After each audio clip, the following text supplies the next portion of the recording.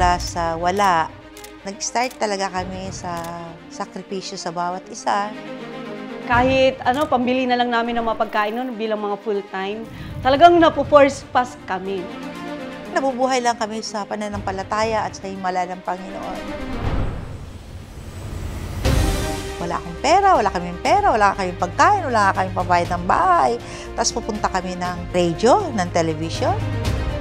Pubayad po ako sa cashier dati, alam niyo po, ang dala ko, puro mga barya, ang bigat, nakalagay sa plastic. Hindi tanggap ng Body of Christ, lalong-lalo na ng mga pastor na tinatamaan yung sinasabi ng lingkod ng Diyos. 5 pa lang kami noon. Siguro yung mga camera namin maliliit pa. Second hand, nung binili.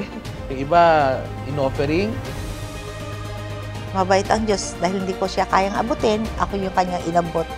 Binago niya yung aking pananaw, pananampalataya, paniniwala patungkol sa oras na himala.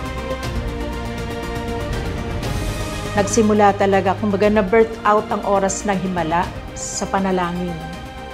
Dati sinasabi lang ng lingkod ng Diyos na pupunta tayo sa radyo, pupunta tayo sa television, aabutin natin ang buong mundo ng pagliligtas. Nagsimula na siya at patuloy pa siyang nangyayari.